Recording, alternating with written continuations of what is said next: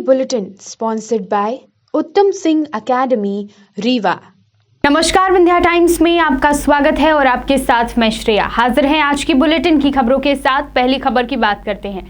कानून व्यवस्था को बनाए रखने की जिम्मेदारी पुलिस विभाग पर होती है, लेकिन जब इसी विभाग के अधिकारी कर्मचारी के द्वारा गड़बड़ी की जाती है तो ऐसे कई सवाल खड़े होते हैं।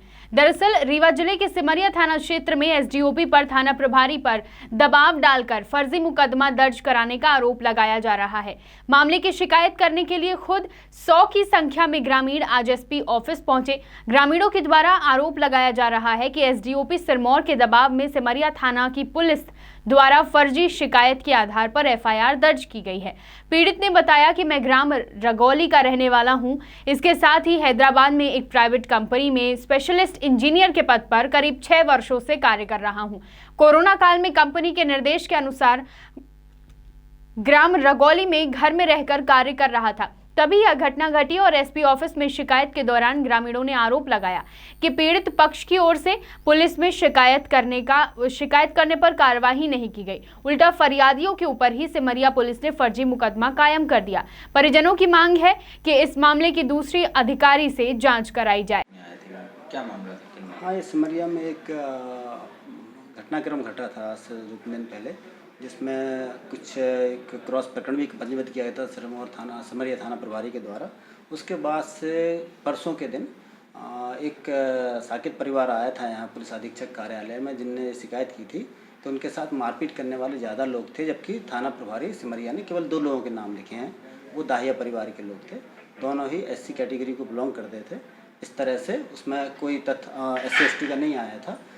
इस कारण से उनकी शिकायत पर उसमें एक महिला थी, उसके सिर में चोट थी, एक लड़की थी, उसका हाथ में फ्रैक्चर था और 2-3 लोग और थे घायल, उनको चोटें थी। इस बात पर से एसडीपी सिरमौर को यहाँ से जांच करने के लिए निर्देशित किया गया था। एसडीपी सिरमौर कल जांच के लिए गए थे, घटनास्थल पे भी गए थे उस समय, और जांच के बाद अग्रिम कार्रवाई कर रहे थे। उसी कार्रवाई के तारतम्य में आज लोगों ने ये अपना आवेदन पत्र दिया है कि इसमें कुछ लोगों के नाम ऐसा लग रहा है कि वो पुलिस अनायास में बढ़ा देगी। उस बात का आवेदन पत्र दिया है। इसकी जांच पुनः से एक निष्पक्ष तरीके से डीएसपी एजेके के द्वारा की जाएगी। इस संबंध में उनको निर्देशित कर दिया गया है। इन दिनों रीवा नगर निगम अंतर्गत राजस्व वसूली अभियान तेजी से चल रहा है, लेकिन राजस्व की वसूली के दौरान निगम अमले नाराज जनता का सामना भी करना पड़ता है, जो कई बार जोखिम भरा होता है। रीवा नगर निगम क्षेत्र अंतर्गत आज ऐसा ही एक मामला सामने आया, जहां निगम कर्मचारी के साथ मारपीट की गई। राजस्व वसूल कर लौटते समय स्कॉर्पियो में मोटरसाइकिल वाहन टच होने पर कार सवार ने बाइक में सवार नगर निगम कर्मचारी के साथ मारपीट की, जिसकी शिकायत सिटी कोतवाली में दर्ज करा दी गई है। मारपीट की घटना हुई नगर निगम कर्मचारी के साथ में, क्या किस प्रकार घटना है? ये वसूली का अभियान चल रहा है, तो उसी समय सहायक राजस्व निरीक्षक है, वसूली करके वापस अपने कार्यालय की तरफ जा रहा था। उसी समय एक स्कॉर्पियो निकली वहाँ से, स्कॉर्पियो, और ये अपने स्कूटर में था।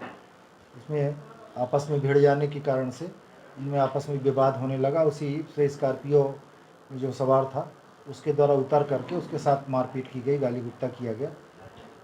यही घटना हुई है, जिस पर से नगर निगम का जो कर्मचारी था जिसके साथ की मारपीट की गई है, वो स्कूटी में ठोकर भी मार दिया गया है।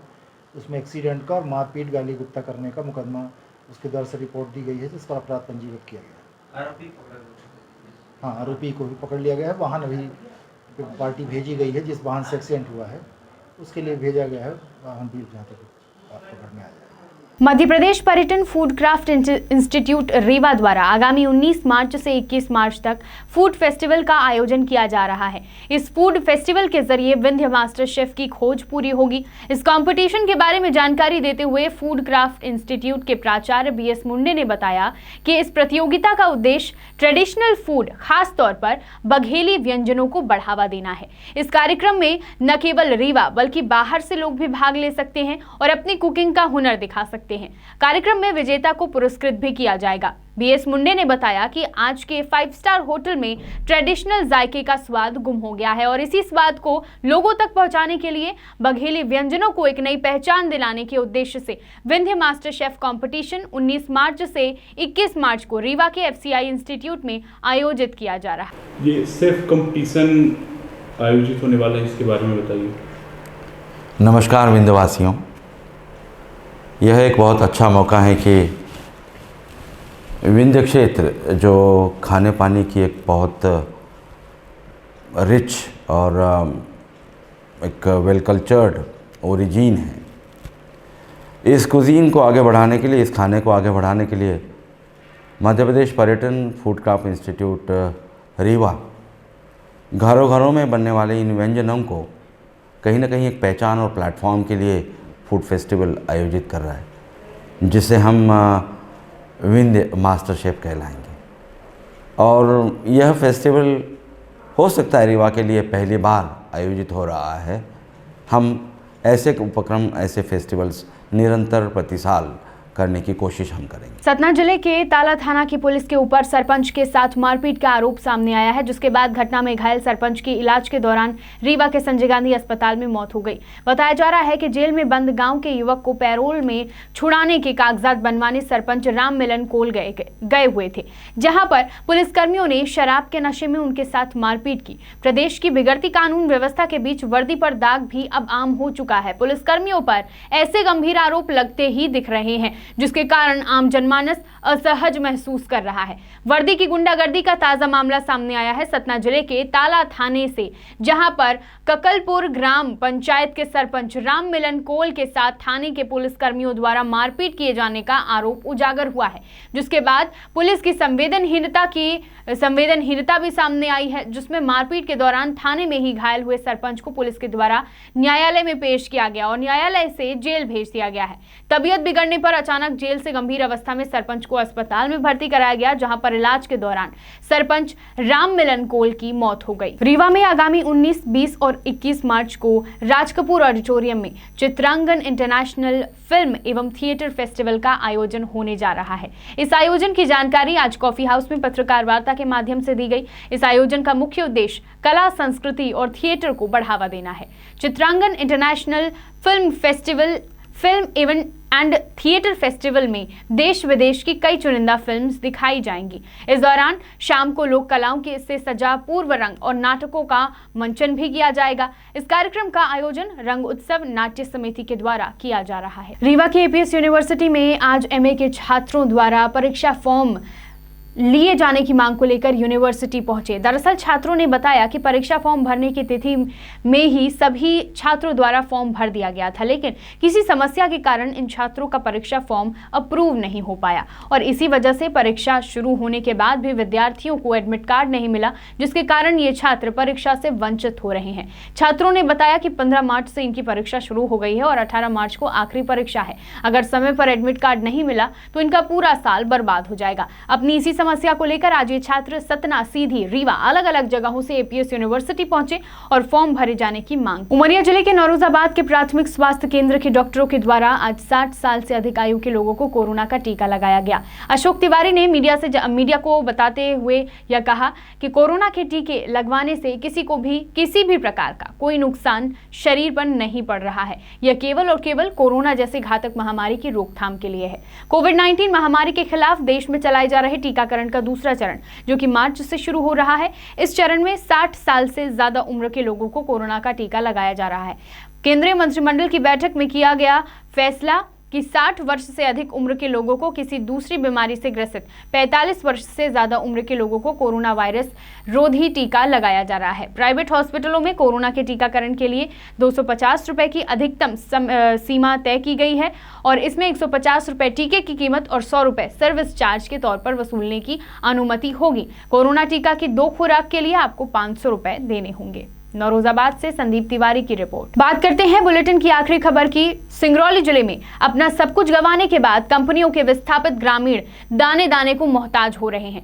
यहां काम कर रही पावर जनरेटिंग कंपनियां लगातार विस्थापितों की उपेक्षा कर रही है और उनका हक मार रही है। ऐसा ही एक मामला निकल कर आया है जिले के बधौरा में संचालित एसआर पावर प्लांट से, जहां कंपनी ने 1 सैकड़ा से ज्यादा विस्थापितों का गुजारा भत्ता बंद कर दिया, जिसकी वजह से ग्रामीण दाने दाने के मोहताज हो रहे हैं। असल में कंपनी ने स्थापना के वक्त यह वादा किया था कि सभी व्यक्तियों को 58 साल तक गुजारा भत्ता दिया जाएगा, लेकिन उसके पहले ही कंपनी ने ग्रामीणों का गुजारा भत्ता बंद कर दिया और अब ग्रामीण लगातार अधिकारियों के चक्कर लगा रहे हैं। कई ग्रामीण तो ऐसे हैं जो लगभग 2 साल से ज्यादा समय से न्याय के लिए भटक रहे हैं। गुस्साए विस्थापितों ने जिला प्रशासन सहित कंपनी को अल्टीमेटम जारी किया है कि यदि उनकी मांगे पूरी नहीं हुई तो वह कलेक्ट्रेट परिसर में धरना प्रदर्शन करने सहित आत्महत्या की चेतावनी भी उन्होंने दी है। अब इस मामले में जिला कलेक्टर राजीव रंजन ने भरोसा दिया है कि ग्रामीणों का गुजारा भत्ता फिर से चालू करवाया जाएगा। सिंगरौली से पुष्पलेश द्विवेदी की रिपोर्ट। ये सर में एग्रीमेंट किया था कि हम 58 साल के बाद भत्ता नहीं देंगे, तो अभी तक ऐसे आधे लोग हैं जो सैकड़ों का भत्ता बंद कर दिया गया है, जो उसमें से कुछ ऐसे लोग हैं जिनका 58 साल 52 साल 55 साल है, उसका भी भत्ता बंद कर दिया गया है। और भत्ता बंद करने के बाद हम लोगों ने यह आवेदन दिया था कलेक्टर साहब से कि इनको भत्ता के बजाय उसका आधा पेंशन दिलाया जाए जब तक जीवित रहे। अब इधर खेत भी चली गई, कोई योजना नहीं है, न कोई उद्यम है। अब इनके खाने के लिए लाले पड़े हुए हैं। हर लोग कम से कम 100 ऐसे वृद्ध पड़े हुए हैं कि जो असहाय हैं, उनको भी पेंशन में टेंशन पड़ा हुआ है। और कितने बार धरना प्रदर्शन किया गया, कितने बार आवेदन निवेदन किया गया, ज्ञापन दिया गया, लेकिन यहाँ जिला सरकार कोई नहीं सुनती। कंपनी के लोग भी तो वो तो खुद चाहते हैं कि न दे, वो देना नहीं चाहते। और अंदर में कोई जाता है, अभी जो इन विस्थापितों के लड़के काम भी कर रहे थे उनको काम से भी निकाल दिया गया। तो आखिर वो विस्थापित लोग कहाँ जाएं, परेशान है, क्या खाएं, काफी परेशान है। यदि ये 1 हफ्ते के अंदर कलेक्टर साहब नहीं सुनेंगे तो कुछ लोग यहीं पर फांसी पर झूलेंगे, और नहीं तो यही रोड पर गोली मारवा दे सबको। जिंदा रह के करेंगे क्या खाएं? किसी का 4 साल से बंद है, किसी का 2 साल से, किसी का साल से, क्या खाएं? कलेक्टर साहब बोले कि हम देखेंगे, और देखते देखते क्या देखेंगे, ये भविष्य की बात है, ये भविष्य की बात नहीं होनी चाहिए न्यायालय में। इसमें जो उन्होंने आवेदन दिया है उसमें कुछ जो जिनकी 58 वर्ष से अधिक की आयु हो चुकी है उनको पेंशन भुगतान के संबंध में उन्होंने अनुरोध किया है। इस संबंध में हम जो प्रावधान पूर्व में थे उनका एक बार परीक्षण करेंगे, उसके अनुरूप क्या इसमें बेहतर हो सकता है, इस पर हम आगे कार्रवाई करेंगे। उसमें अभी वर्तमान में जो इसके जो पूर्व के जितने भी तथ्य हैं, तथ्यों पर एक बार परीक्षण करेंगे कि क्या एग्रीमेंट जो संबंधित कंपनी और जो उस टाइम पर जो विस्थापितों के बीच में हुआ था उसके अनुरूप क्या उसमें होना चाहिए था, और अगर उसमें फर्दर हमें कोई इंक्वायरी करने की जरूरत है इंक्वायरी करेंगे, जिससे कि जो भी इशू है उसको हम उचित तरीके से रिजॉल्व कर सकें। विंध्य की तमाम खबरें लेकर कल फिर हाजिर होंगे। देखते रहिए विंध्या टाइम्स। बहुत बहुत धन्यवाद।